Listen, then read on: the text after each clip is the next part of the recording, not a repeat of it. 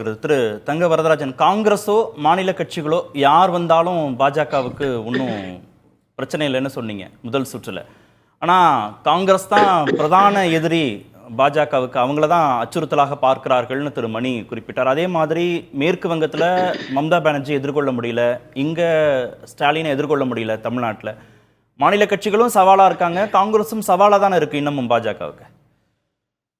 அதனால திரு கார்த்திகேயன் பாருங்க, நாங்க எந்த கட்சிக்கும் எங்களுடைய இது பாத்தீங்கன்னா யாரும் குறைத்து அண்டர் எஸ்டிமேட் பண்ண மாட்டோம். எங்களை பொறுத்தவரை இன்னைக்கு காங்கிரஸ் பிரதான இன்னைக்கு எதிர்கட்சி காங்கிரஸ், அவ்வளவுதான். அது போல மாநிலத்துல என்ன கேட்ட, நீ மாநிலத்துல ஒரு காலத்துல கம்யூனிஸ்ட் கோட்டை, ஒரு காலத்துல காங்கிரஸ் பலமா இருந்த மாநிலம் வேஸ்ட் பண்ணலாம். இன்னைக்கு யாரும் எதிர்கட்சி, இன்னைக்கு தமிழ்நாட்டுல அதே போலதான். நாங்க என்ன சொல்றேங்க, நாங்க யாரும் குறைத்து மதிப்பிடல, எங்களுடைய பலத்தை கூட்டிக் கொண்டே வரணும் என்பதுதான் பொருள். இன்னைக்கு மக்கள் ஆதரவு எங்களுக்கு இருக்கின்றது, அதனால அப்படிதான் வரணுமே தவிர நான் யாரும் குறைத்து மதிப்பிட எங்கேயுமே நாங்க சொல்லவில்லை. ஒண்ணு மட்டும் சொல்ல விரும்புறேன், உத்தவ் தாக்கரேடைய கட்சி இன்னைக்கு சஞ்சய் ராவத் கூட சொல்றாருன்னு சொன்னா, காங்கிரஸ் மகாராஷ்டிராவா இருக்கலாம், நீங்க ஹரியானா படுத்துக்கிட்டே ஜெயிக்கலாம் நினைச்சாங்க, முடியலங்க. எங்களுக்கு சர்க்கிள் உத்தரப்பிரதேசத்துல சற்று சர்க்கிள் ஏற்படுத்திருக்கலாம், அதே போல மகாராஷ்டிரா பாராளுமன்ற சர்க்கிள் ஏற்பட்டிருக்கலாம். ஆனால் நாங்கள் அதை கோஆர்டினேஷன் பண்ணிட்டோம். அதனால வருகின்ற காலங்கள், அதே மாதிரி சகோதரர் சொன்னார் ஜென்ராம் அவர்கள், Jammu and Kashmir sir, Jammu and காஷ்மீர்ல சார் இன்னைக்கு 29% பாஜக, தேசிய மாநாட்டு கட்சி பள்ளத்தாக்கில் வெற்றி பெற்றிருக்கலாம். ஆனா 26 வாக்கு அதிக, 27 வாக்கு வாங்கின கட்சி அதிக வாக்கு வங்கி எங்களுக்கு தான். ஆனா காங்கிரஸ் 12ல இருந்து 6க்கு வந்துருச்சு. இதுதான் கூட்டணி மந்திரி சபையில கூட ஜம்மு அண்ட் காஷ்மீர் காங்கிரஸ் சேடலுக்கு நிறைவேற்ற ஒரு விஷயம் சொல்றேன் திரு கார்த்திகேயன், என்ன சொல்ல வரேன்னா, இன்னைக்கு காங்கிரஸோடைய கூட்டணி வைத்தால், காங்கிரஸோட செய்தால் நிச்சயமாக நம்ம பலவீனப்படும் அப்படின்னு நிலை உருவாக்கின்றது. அதை தான் மம்தா பானர்ஜி பிரதிபலிப்பாக பார்க்கின்றேன். அதை தான் இந்த சரத்குமார் லாலு அகிலேஷ் இது தமிழகத்திலையும் பாத்தீங்கன்னு சொன்னா நிச்சயமாக வருகின்ற காலத்துல இது திமுகவுக்கும் இந்த நிலை ஏற்படும் என்று நாங்கள் சொல்கின்றோம், வேற ஒண்ணு கிடையாது. இல்ல, அவங்க தொடர்ந்து உறுதியா இருக்கிறாங்க, காங்கிரஸோடு பயணிக்கிறதுங்கிறதுல திமுக இன்னைக்கு இந்த நிலைப்பாடை வைத்து நீங்க கார்த்திகை சொல்றீங்க. இன்னும் 15 மாதங்கள் இருக்கு, இன்னும் தமிழ்நாட்டில் இருக்குது, அரசியல் களம் மாறி வருகின்ற தமிழ்நாட்டுல ஒருத்தர் பலம் 2026 பாத்தீங்கன்னு சொன்னா நிச்சயமாக கருத்தை சொல்லலாம் என்பது எங்களுடைய காங்கிரஸ் இல்லாமலேயே பயணிக்கலான்னு மாநில கட்சிகளுக்கு ஒரு பெர்செப்ஷன் உருவாயிட்டே இருக்கா?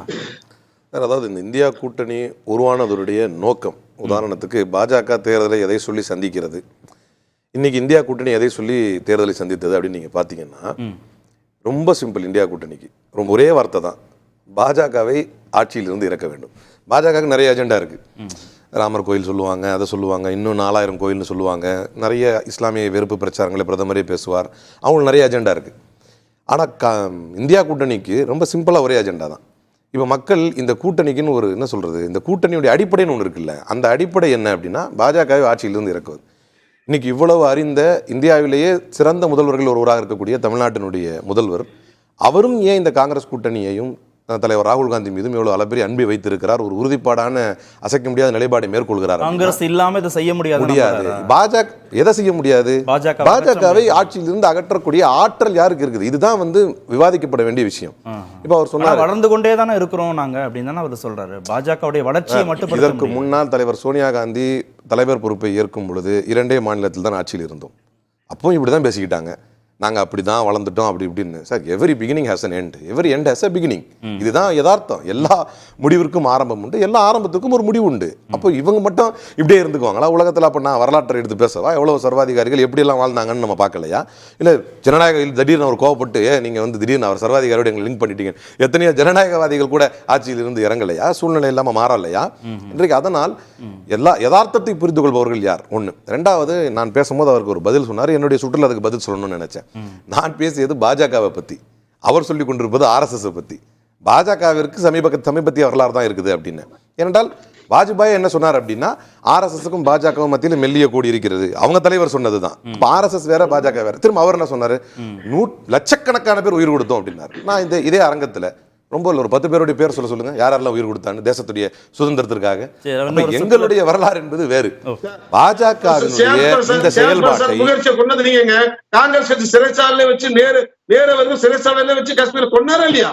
இது அபத்தம் இல்லையா? நான் இதை விட கேட்டது, எங்களுடைய ஜனசங்க இந்த தலைவர் தேசத்திற்கு சொல்றீங்க. லட்சக்கணக்கான இப்ப பேர் உயிர் எப்படி கொடுத்திருக்கிறார்கள் எங்களுடைய RSS சொன்னீங்க. தீர்மானம் ஒரு 10 பேர் பேரை சொல்லுங்க, டைவர்ட் ஆகி போவாதீங்க. ஒரு 10 பேர் ஒரு பேருடைய இன்னொரு பேரை தலைப்புல சொல்லுங்க. பேசுவோம். எங்களுடைய- இல்ல, இல்ல, நம்ம எங்களுடைய- நிறைய- லாஸ்ட் ஒரே ஒரு விஷயம் என்னன்னா, மாநில கட்சிகளின் தயவால் காங்கிரஸ் இருக்கிறதுன்னு யார் சொல்றதுன்னா, நாயுடு டிபெண்டன்ட் அலையன்ஸ் நடத்தி கொண்டிருக்கக்கூடிய பாஜகவின் செய்தி தொடர்பாளர்.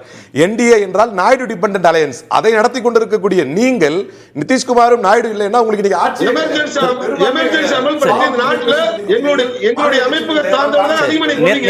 நிறைவு செஞ்சிரும். ஒரு 10 பேருடைய பேர் இந்த இந்திய சுதந்திரத்திற்காக உயிர் நீத்த 10 பேருடைய பேர் RSS கார பேர் நன்றி, சொல்லுங்க. நன்றி. நிகழ்ச்சியில் பங்கேற்ற அனைத்து வந்தவர்களுக்கும் நன்றி. நேர்பட பேச நிறைவு பெறும்.